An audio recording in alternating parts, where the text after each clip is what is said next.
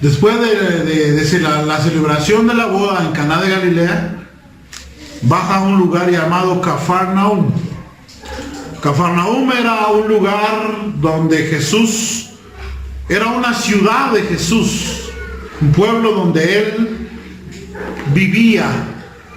Frecuentemente en los evangelios de Lucas, Marcos y Mateo miramos que en ese lugar él tenía una base de operaciones, podríamos decir. Ahí él llegaba ahí, descansaba ahí y salía a otros lugares y llegaba ahí y se quedaba ahí unos días descansando o enseñaba y luego iba a otros lados, pero siempre regresaba a Cafarnaúm.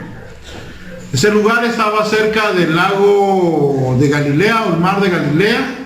Ese mar, dijimos, tenía varios nombres. Se le conocía como el mar de Galilea, el lago de Genesaret o el lago de Kineret, o en otros evangelios se conoce como el lago de Tiberiades, el lago Tiberiades. Tiene bastantes nombres, pero acá se mira como el mar de Galilea. Entonces llegó Jesús a ese lugar, pero dice ya en el capítulo 3, en el versículo 13, dice que estaba cerca la Pascua de los judíos. Leámoslo mejor, así le vamos a dar contexto a la palabra. Abran sus Biblias en el capítulo 2 de Mateo, por favor, de Juan, ábranlo y lo vamos a leer.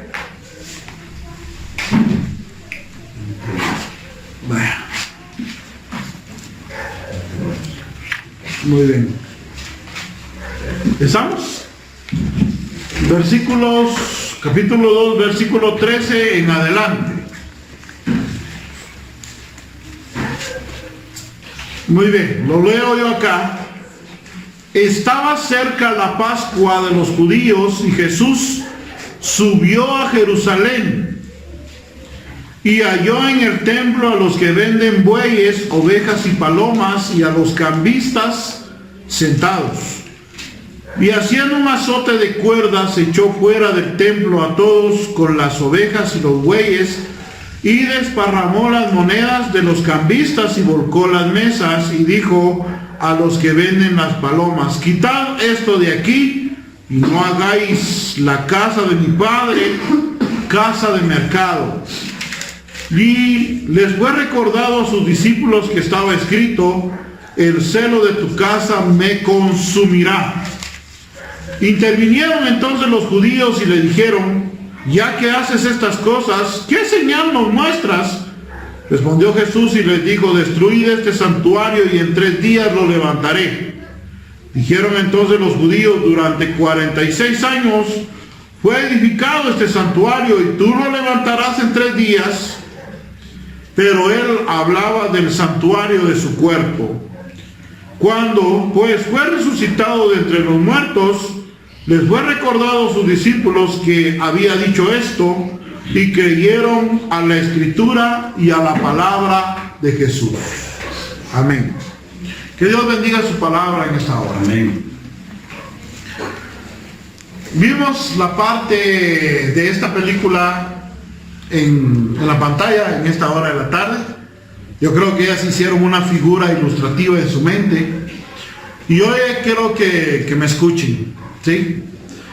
En el capítulo 3 empieza que después de los acontecimientos de la boda de Caná y que haya bajado Jesús a Cafarnaúm, dice que se aproximaba una fiesta y esa fiesta era la Pascua de los judíos. La fiesta de la Pascua. Para los que no estuvieron ahora y que se acaban de integrar al culto, empezamos hoy nuestro servicio leyendo el capítulo 11 y el capítulo 12 de Éxodo, donde habla y narra cómo es que se estableció la Pascua en Israel. Quiero hablarles un momento, hermano, acerca de este término Pascua.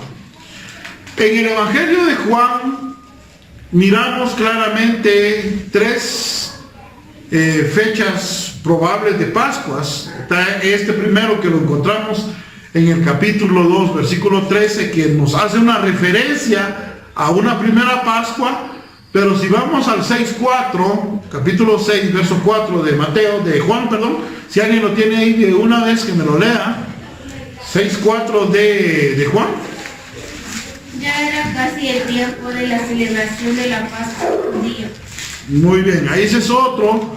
Y el otro está en el 11.55. Hay tres referencias a Pascuas acá. Aunque hay otras muchas cosas que podemos decir acerca de la Pascua que aparecen en el Evangelio de Juan, pero estas tres referencias son muy puntuales. ¿Qué dice el 11.55 de Juan? Ya falta poco para la celebración de las Pascuas. Ajá, ahí hay tres. O sea, la Pascua era una festividad muy importante para los israelitas, para el pueblo judío era muy importante la Pascua. Quiero decirles de una vez acá, Juan el apóstol hace una distinción entre esta fiesta judía y el cristianismo. Miren, hermanos, acá nosotros como cristianos evangélicos hasta la actualidad, nosotros ya no celebramos la fiesta de la Pascua. Amén. Ya no lo celebramos. ¿Por qué? Porque la Pascua era una representación de lo que iba a venir y que se cumplió en nuestro Señor Jesucristo. Ya el apóstol Pablo en el capítulo 5, versículo 7 de Primera de Corintios dice que Cristo es nuestra Pascua, que Él es nuestra Pascua. Por eso que en el Nuevo Testamento los cristianos, los apóstoles, los que empezaron a proclamar el Evangelio, ya no dieron énfasis en esta fiesta judía llamada Pascua. Pero sí, el Señor cuando celebró la Pascua, y ya cuando Él iba a ser sacrificado, Él celebró la Pascua, pero en esa Pascua Él estableció lo que nosotros tenemos como celebración en nuestras iglesias cristianas evangélicas, que es la cena del Señor. Pero la cena del Señor no es lo mismo que la Pascua, porque la cena pascual, al hacer la Pascua, era un rito que una celebración que los judíos hacían, donde ellos mataban un cordero y lo tenían que comer ahí, ese cordero. Nosotros en la celebración de la cena del Señor no matamos ni un cordero, pero sí tenemos elementos para celebrar la cena del Señor, como el pan y el vino, pero no celebramos la Pascua. Algo que quiero dejarles claro de una vez, porque puede ser que hayan tendencias cristianas ahora, mesiánicas, que dicen que puedan venir y decir, bueno, hay necesidad de que celebremos la Pascua, pero no es así. Por eso Juan también acá dice, estaba cerca la Pascua de los judíos, porque Juan escribe más o menos en los años 90, ya habían pasado 60 años más o menos de la ascensión del Señor, y ya en este punto cuando él escribe, ya era algo que no se celebraba la Pascua. Pero él, como una referencia, lo deja en el Evangelio para que nosotros tomemos nota de que era una fiesta importante para el pueblo de los judíos. Entonces miramos acá, hermano, que la Pascua era una fiesta de los judíos que no pasó a ser una fiesta cristiana. Claramente la Pascua era una fiesta que primeramente recordaba la redención de Jehová hacia el pueblo de Israel cuando estuvo en la esclavitud allá en Egipto.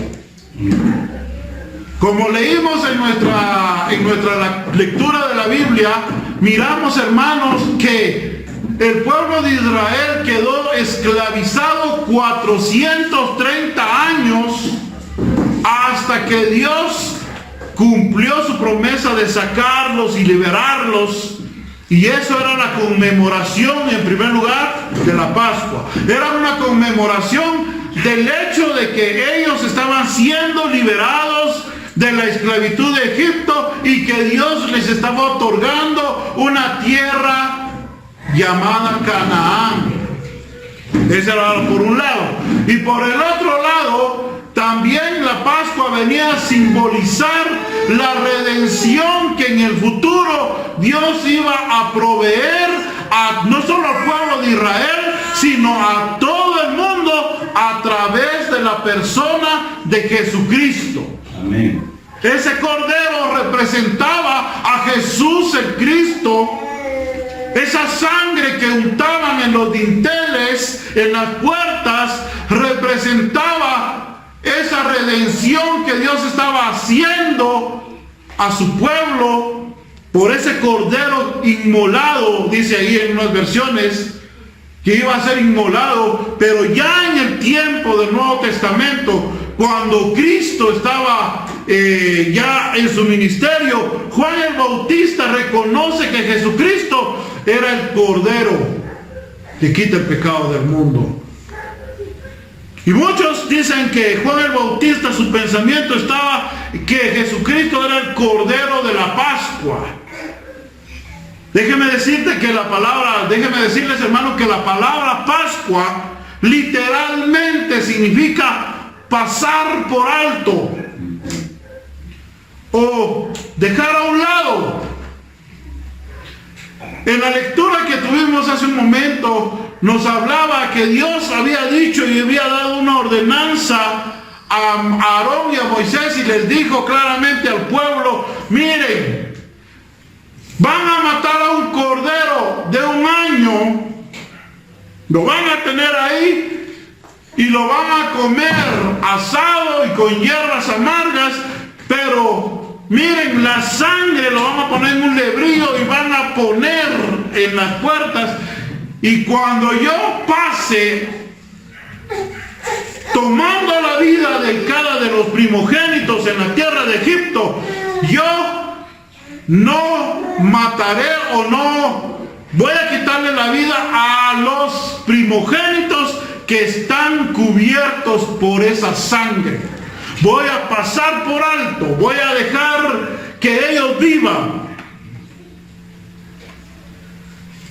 Y dice el testimonio de las Sagradas Escrituras que los israelitas cumplieron fielmente con el mandato de Jehová, y ninguno de los hijos de los israelitas pereció, pero toda la tierra de Egipto había muerte en cada una de las casas, desde la casa del faraón, desde el hijo del faraón hasta el esclavo que estaba en la cárcel. Dice, se les murieron todos sus primogénitos y los primogénitos de los animales también.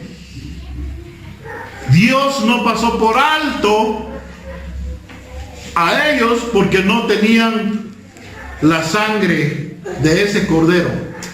Y esa era la conmemoración que Dios le dijo también a Moisés y a Aarón.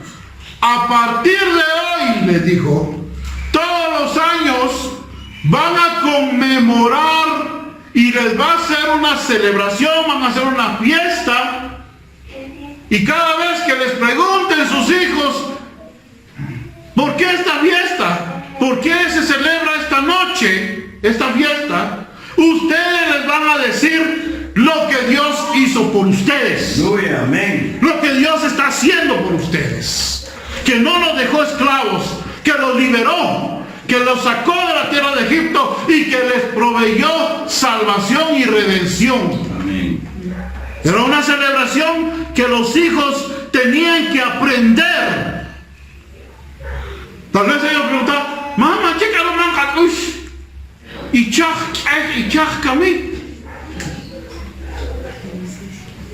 Dice que las hierbas amargas, hermano, representaba todo el oprobio, todo el sufrimiento que ellos sufrieron en la tierra de Egipto, y comían en la Pascua con esas hierbas amargas para que entendieran de que hubo un tiempo que estaban sufriendo, pero que Dios los rescató. Aleluya. Amén. Que Dios les estaba dando oportunidad para que salieran de él. Pero ellos se tenían que recordar siempre, siempre, siempre. Y por eso muchas veces, hermano, las festividades se hacen para eso, para recordar, hermano, de dónde nos ha sacado Dios. Aleluya. ¿De dónde nos ha sacado Dios? Y cuán bueno ha sido Dios para con nosotros. Nosotros ahorita hemos celebrado 2 añitos de camino de vida. Amén. Lo acabamos de celebrar.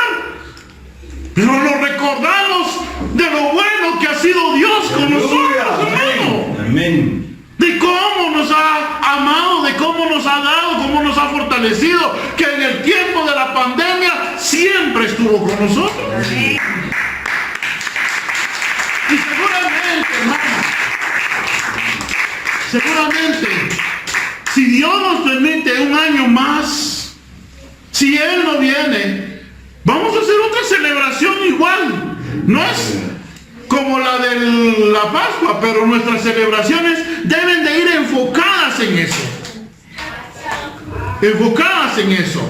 En darle la honra y gloria a Dios y en recordarnos de todas las cosas que Él ha hecho por cada uno de nosotros. Pascua, hermano, la Pascua es pasar por encima, no tomar en cuenta, pasar por un lado. Entonces miramos que la Pascua representaba la liberación de Israel y recordaba la redención que Dios estaba dispuesto a hacer a su pueblo. Y fíjense que ya en el tiempo del Nuevo Testamento, todo varón que llegaba a los 12 años necesariamente tenía que celebrar la Pascua a los 12 años. Y que debía de ir a asistir a la fiesta en Jerusalén, por lo menos una vez.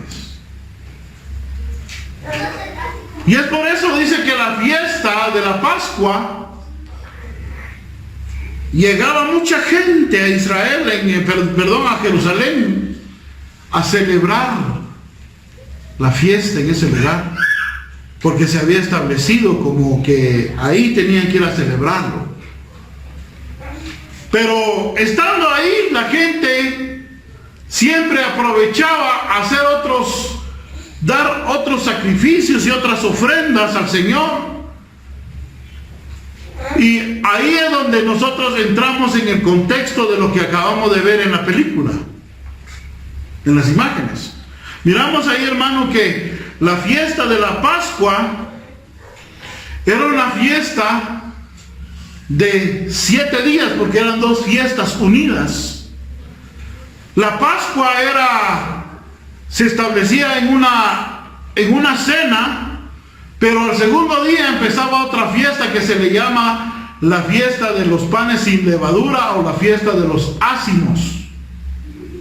Y esa fiesta duraba 7 días, y en esa fiesta ellos no podían comer nada que tuviera levadura. Todo lo tenían que comer sin levadura. Y eso venía a representar de que Dios estaba quitando el pecado al pueblo. Pero eso para hablar de eso es mucho. Pero hoy, en esas fiestas duraban 7 días, la Pascua y la fiesta de los panes sin levadura, o de los ácimos, duraban 7 días. Eran 2 fiestas que se celebraban juntas. Por eso es que llegaba mucha gente y ahí se quedaba y estaba ahí. Y mientras pasaban esos días, llegaban desde el día 10 antes del 10, porque el 10 tenían que tener su corderito ahí y lo tenían que encerrar durante 4 días al cordero, y la noche de la Pascua ahí lo sacaban y lo sacrificaban, porque así lo había establecido Dios. O sea, llevaban más o menos como unos 15 días tenían que estar en Jerusalén. Y aprovechaban a hacer otros, darles acciones de gracias a Dios en el templo, ya que estaban ahí, aprovechaban. Pero, miren hermanos, cuando dice en la narración acá del Evangelio que acabamos de leer, dice que Jesús subió a Jerusalén a la fiesta de la Pascua de los judíos. Quiero decirle que mi Señor Jesús siempre fue un hombre en su humanidad acá que cumplió a cabalidad la ley. Y Dios había establecido una celebración, la Pascua. Entonces Él tenía que estar en la fiesta de la Pascua. Y subió Jesús. Pero ¿qué fue lo que pasó cuando Él llega al templo?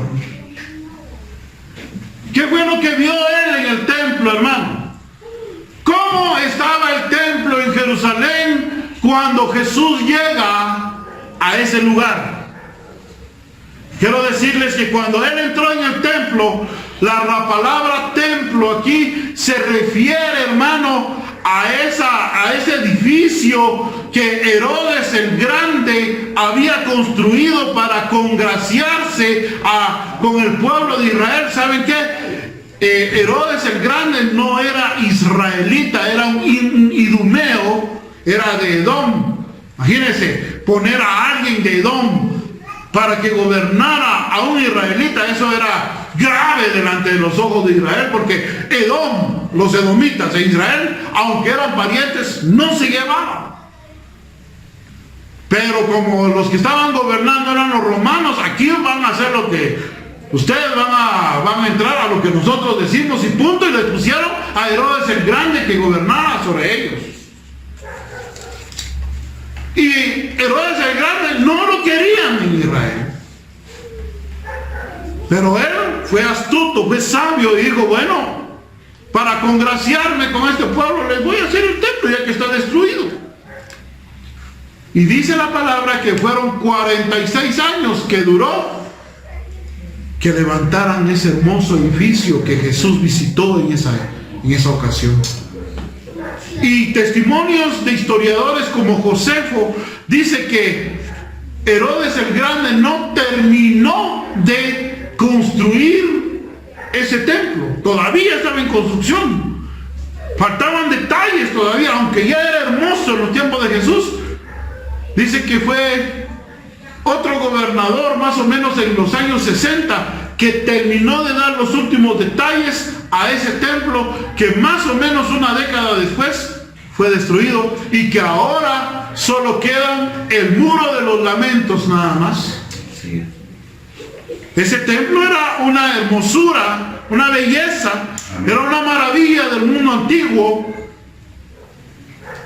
Este era el tercer templo que los israelitas habían construido para Dios. El primero lo construye Salomón más o menos en los años 900 antes de Cristo, que fue destruido por los enemigos de Israel también. Pero más o menos en el 400 antes de Cristo se levanta Esdras, Nehemías y Zorobabel y reconstruyen el templo una vez más. Pero una vez más fue destruido por los imperios que sometían a Israel. Y ya en el tiempo del periodo intertestamentario, donde no hubieron profetas, 400 años antes de Cristo, hasta la venida de Juan el Bautista, casi no había templo. Y dice que fueron más o menos 9 años antes del nacimiento de Jesús cuando se empezó a construir ese templo que Jesús a los 33 años pisó ahí y vio lo que estaba pasando.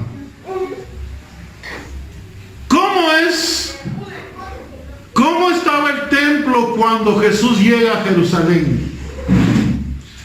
Les pregunto ya a ustedes, mis hermanos, ¿a qué va uno al templo, a la casa de Dios?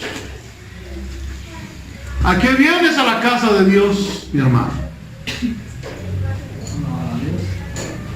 A adorar a Dios, a alabar a Dios. ¿A qué vienes a la casa de Dios? Al templo. Pero yo te miro con tu celular ahí chateando. ¿Ah? Pero yo te miro saliendo y entrando y el baño y no hay una adoración genuina. Ya solo nos falta poner vacas aquí y venderlas. O cambiar dinero acá. El propósito de la casa de Dios, ¿cuál era? Adoración. Cuando Jesús le dijo a estas personas que estaban haciendo eso en la casa del Señor, ¿qué fue lo que les dijo? No hagáis de la casa de mi Padre una casa de comercio. De comercio. Ahora, les pregunto a ustedes, ¿es bueno comerciar, sí o no? Es bueno. Nalojón a callín pa caiber, uts. Nalojón a cebolla, a quina, a escoya y na caírchik, uts. Sí. Pero si chireco a toa callín mientras no lo copa curtirón a callín, uts camiri, quinaja y chiri si uts o nak. Ni han aprovechado, ni han, ni cuándo ni escoya. No es hermano ni saber, ni cuándo ni escoya, ni cuándo ni no cebolla, no sé.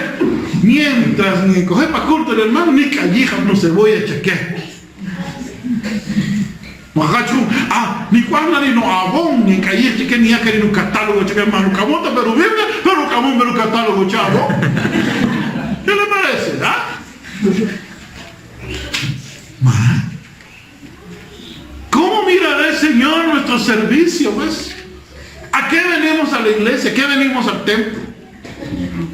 Al templo, la palabra del Señor, el Señor Jesús dice que el templo será llamada casa de oración, casa de alabanza, casa de adoración. Ese es el objetivo primario de estar congregado en un lugar. Ese es el objetivo. El objetivo primario era ese, hermanos. No se van a enojar conmigo porque yo nunca he visto que me traigan sus catálogos acá. Solo por si algún día pensaba. ¿Ya? Por si algún día pensaba. No. Entonces miramos aquí, hermano. La sorpresa que Jesús cuando llegó a ese lugar, dice la palabra de Dios, vio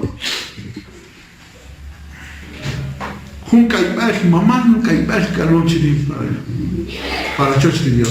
No estaban en el lugar santo, no estaban en el lugar santísimo, estaban en los atrios, en un atrio específicamente, dicen los historiadores, que el atrio que se utilizaba para hacer esos negocios era el atrio que se conocía como el atrio de los gentiles. Amén. Que estaba en un lugar cerca del templo y allí estaban ellos comerciando las ovejas, las palomas y los animalitos que servían con un propósito también, ¿verdad? El propósito de tener esas ovejitas ahí es para que los mismos judíos que llegaban a Jerusalén los compraran y los ofrecieran a Jehová. Uy, pero quien anima a Dios y Jesús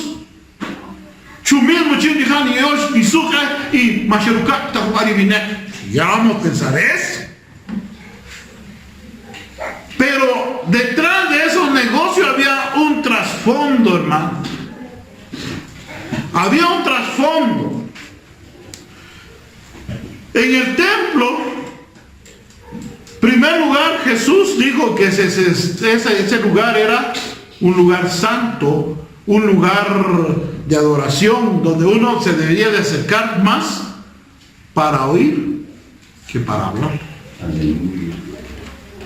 Pero usted vaya al mercado, dice Oscar que él se siente bien a gusto cuando va al mercado, porque ahí lo tratan bien, dice que es uno de los lugares donde le dicen mi rey, mi tesoro, que venite, que va a llevar mi amor, todo le dicen, dice, y se siente bien a gusto ahí, Es el único lugar donde me tratan así, dice. No creo yo, porque yo creo que Brenda también le dice mi amor. Bueno. Pero uno va y entra al mercado y me dice, venga para acá, que venga, y va uno porque están ofreciendo los servicios o las cosas que venden. Imagínense esto, hermano, cómo estaba la gente ahí. Harpena ya de Baxre. Ni Joni da un Kashmir. Pero el cabito ok. Manayate que me juega más la Herchua o menos la Herchua. Y imagínense, pónganse en su mente esa escena, ¿verdad? No se estaba llevando a cabo. Pero era el atrio, hermano. Dios había tomado todo ese lugar para sí, exclusivo, era para él. Mucha gente en la actualidad dice, el altar es el altar de Dios, es el santo. Ahí pongamos flores, ahí cuidado, pongamos una manta ahí para que nadie llegue. Adelante se sienta el lugar santo, los de atrás hasta atrás, ahí no hay nada, ese es el atrio, no hay problema. Como que en nuestra mente sabemos como que hay lugares más santos en la iglesia, y mientras, no, aquí estamos en el baño, aquí no. Pero fíjese que en el tiempo de Jesús tomó todo ese lugar como el lugar de Dios, donde se le rendía el culto a Dios. Ahí estaban. Tal vez los encargados de ese lugar, tal vez pensaban ellos que no era tan importante ese lugar de los gentiles. Hay que se queden ahí. Pero Jesús se enojó. Es la primera vez que miramos nosotros que nuestro Señor Jesús también es airado, hermano. Se enojó grandemente porque en lugar de rendirle un culto a Dios ahí, estaban deshonrando el nombre de Dios ahí. Estaban haciendo cosas desagradables, tal vez no eran pecado, pero no era el propósito del templo que estuvieran ahí esa gente. Por eso él dice, ¿qué hizo el Señor ahí? Hizo un chilillo, un azote de cuerdas. Le fue fácil encontrar cuerda ahí al Señor, porque no estaban amarradas las ovejitas de todos. Claro, y empezó a sacar a todos allá. Miren, hermano, en ese tiempo había un gran negocio en esas cuestiones de la fiesta. Se había perdido totalmente el sentido que Dios dejó del sentido de la Pascua, que era la conmemoración de la liberación de la esclavitud y de la redención del pueblo de Dios. Se había comercializado tanto, y lo peor aún, los encargados del templo eran los que recibían más el billete de todo lo que estaba pasando ahí.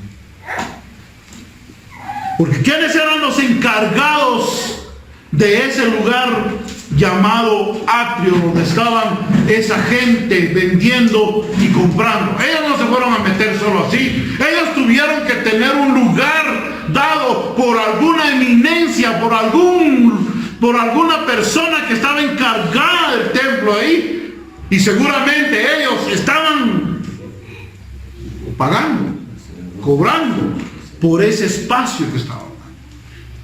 Y dice, hermano, los historiadores cuentan que era tan delicado el asunto ahí que se podía, la gente que todavía se sentía que era indebido hacer eso, dice que la gente que llegaba y compraba sus animalitos en el mercado fuera del templo, cuando entraban con sus animalitos, había examinadores de los animales, porque no era cualquier tipo de animal que se dejaba entrar también. Examinaban cuidadosamente a los animales, y simplemente porque como no lo compraron en el templo, le decían no, este animal no, y no les daban la aprobación, y no podían entrar su animalito a hacer el sacrificio. Entonces estaban obligando a la gente a comprar los animales que estaban ya en el templo. Díganme eso, hermano, ¿eso es bueno o es malo? Había un monopolio. Lo trae de afuera, no, eso. ¿Cuánto habrán pagado los que pudieron entrar sus animales ahí? Los que ya estaban ahí adentro ya no necesitaban ser examinados, aunque esos animales tal vez estaban impedidos, estaban ciegos, pero con el simple hecho de que entraban así y pagaban, ellos ya no se examinaban, los examinadores ya no examinaban esos animales que ya estaban en el templo. Entonces la gente prefería mejor comprar allí que llevar su animal, porque les ponían un montón de trabas. Cualquier coincidencia, hermano, cualquier similitud, hoy en día es coincidencia nada más. Cuando usted va a algún ente del Estado, hermano, cuando usted va a hacer un trámite, es más fácil pagarle a un tramitador que ya en 5 minutos sale con algún documento que usted necesita. Pero si usted lo quiere hacer así, con todas las que tiene que hacer, vaya a perder su día, sus 6, 7 horas en una cola, y si bien le va, lo logra. De lo contrario, regrese mañana, pasado mañana. Entonces, por eso la gente prefiere mejor que no lo haga tal persona, porque ahí vamos seguros. Algo similar estaba pasando en el templo del Señor cuando Jesús volcó las mesas de los cambistas y sacó a toda esa gente ahí. Tal vez esa pobre gente no estaba, tal vez solo tenía una pequeña comisión, pero los que tenían gran comisión ahí eran los que estaban frente de ese templo.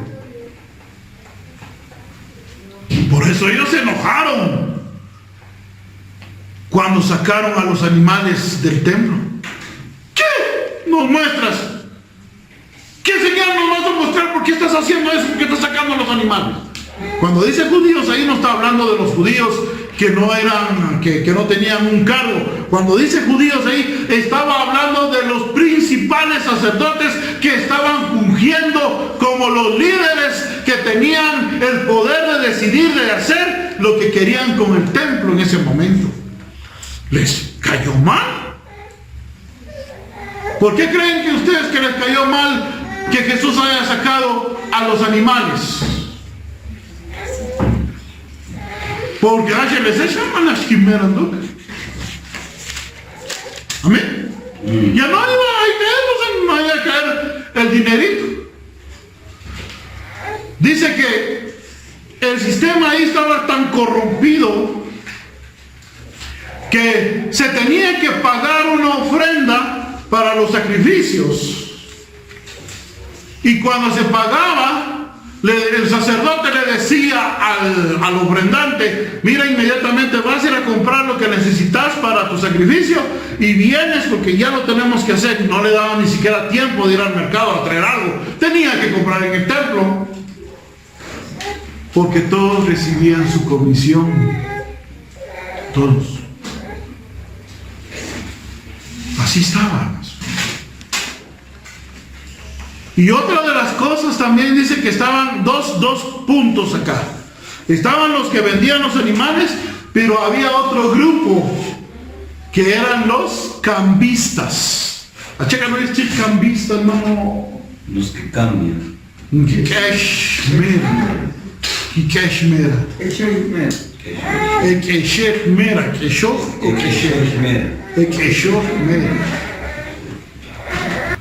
Pero se me ocurrió ir a la Sexta Avenida de la zona 1 de la ciudad de Guatemala. Ahí están los cambistas de dólares o de otras monedas. Y más o menos estaba el precio del dólar por quetzal, estaba como en 7.60, más o menos por ahí. Y decían ellos: ¡cambio dólares, cambio dólares, cambio dólares! Bueno, yo me paré, bueno, ¿cuánto traes? ¿Cuánto traes? Tanto. Sí, pues 6.50 por dólar. Imagínense. Se bajaron casi un quetzal. Pero como no podía cambiarlos de cualquier lugar, démelos, porque de todos modos, ¿qué puedo hacer? Pero ese era un cambista. Un cambista. Y en la fiesta de la Pascua llegaban mucha gente. De diferentes, eran de la dispersión, pero llegaban ahí, eran israelitas, pero que vivían en el extranjero, y obviamente en el extranjero ellos tenían otra moneda. Para no ir tan lejos, ustedes se entra a El Salvador, hermano, ya su quetzal ya no vale, ahí puro dólar. Aunque su quetzalito valga más, si usted entra a México, no le van a recibir los quetzales, tiene que cambiarlos por pesos. Y así, todos los que venían de otros países, de otros pueblos que llegaban a esa celebración, tenían que cambiar, porque una de las cosas que los israelitas, ellos tenían que pagar un impuesto anual que se le denominaba el impuesto del templo, que era medio ciclo. En la moneda judía se tenía que hacer, y medio ciclo era como más o menos 10 quetzales, medio ciclo. Es como ahora, oye usted, hermano, vaya a la municipalidad, vaya a la escuela, vaya a hacer un trámite, lo primero que le van a pedir, ¿qué es? Boleto de ornato. Ay, nada, para manejar, y más barato, me quedarme 10 quetzal para aquí. ¿Y eso cada cuándo se da? Cada año, es anual. Igual había algo así similar, que cada judío tenía que dar el impuesto para el templo una vez al año, anualmente. Se tenían que dar medio ciclo del dinero de los judíos, era el shekel, medio ciclo de shekel, tenían que dar ahí, que equivalía más o menos a 10 quetzales, para hacerle una referencia, no era tanto. Pero la cuestión es que tenían que darse en la moneda de los israelitas, porque estos sacerdotes ingratos no querían otra moneda. No querían la moneda de los romanos, no querían la moneda de los griegos, ni de los egipcios, ni de los persas, nada. Ellos querían moneda nacional. Entonces cada persona que iba al templo llevaba su dinerito de otra denominación, de otro país, obligatoriamente, a puro tubo iba a decir, pero obligatoriamente, hermano, tenía que cambiar su dinero. Y es ahí donde empezaba el negocio también otra vez. Ahí estaba el negocio otra vez ahí. Pero su templo, y yo, sí, pero lo que estaban haciendo con el pueblo era mal. Estaba mal, y por eso Jesús no permitió también eso. En primer lugar, eso estaban negociando estaban negociando con la fe del pueblo. Era algo peligroso, era algo que no estaba permitido. Por eso el Señor, al ver esas cosas, se enojó y dijo: no hagáis de la casa de mi Padre casa de mercado. El Señor se molestó tanto, hermano. Ahora le pregunto yo, hermano, si el Señor se molestaba en ese tiempo, ¿será que no se molesta con nosotros, hermano, cuando perdemos nuestra ubicación acá? Cuando perdemos el sentido a lo que venimos a la casa de Dios. A la casa de Dios venimos a honrar, a adorar, a alabar su santo nombre. Y cualquier cosa que hagamos fuera de eso, algún día el Señor nos lo va a demandar. Esperemos, hermano, que cada vez que nos reunamos, tengamos en nuestro pensamiento que lo que queremos es agradar a Dios. Aleluya. Amén. La casa de Dios es casa de oración. Por eso quiero ir finalizando. Si estamos tan acostumbrados a nuestro teléfono celular, ese es un grave error que estamos cometiendo nosotros, los últimos cristianos de esta época, hermano. Como estamos acostumbrados a nuestro celular, ahí estamos. Guarda su celular, mi hijo. No, estoy viendo la Biblia. ¡Mentiras! No, es el comentario, a ver si es cierto lo que dice el hermano Héctor. ¡Mentiroso! Está chateando. Está facebookeando, dicen los muchachos, ¿no? Whatsappeando. Estás viendo tus youtubers favoritos. No. ¿Cómo mirará Dios nuestro culto así? Les pregunto yo a ustedes. ¿Cómo? Jóvenes, ¿cómo mira Dios así nuestro culto? ¿Cómo? Hablen pues. Hombre. Y saber cómo mirará a Dios así nuestro culto. ¿Alegre? Cuando estás en tu celular. Alegre cuando cantas, alegres cuando miras tu celular. ¿Ah? No. ¿Cómo mira nuestro culto Dios? ¿Ah? Se molesta. Y nosotros decimos: le vamos a agradar a Dios con nuestro culto. Agradar a Dios se ha hecho bejosana en la iglesia. Nista ajuna chiques caen tachin jacoshumah tanirutzich shbecanare ca negocio shbecasujuere ca producto pero mahum shkanech canirutzich pajolón y mistahun chutekatzich caika chin shkamatioshich chararija chin shkaen alabar irupi. Pero aprovechamos el tiempo en hablarle a fulano, aquí y allá, y hicimos nuestro negocio e hicimos de la casa de Dios un mercado. Si estuviera Jesús aquí, a nosotros nos agarrara chivillazos, hermano. No, pero eso es exagerado, porque así, pero miremos nuestra conducta nosotros también. Lo único que le digo es que respetemos lo que es de Dios. Amén. Por eso, hermano, y estando ahora nosotros en la presencia de Dios, qué tan irrespetuosos somos. Miren, hermanos, mi Señor Jesús tenía razón de enojarse con esta gente. porque habían hecho de las celebraciones del Señor negocio. Y hoy en día así es, hermano. Hay muchas iglesias que le ponen tanto énfasis en las cosas materiales,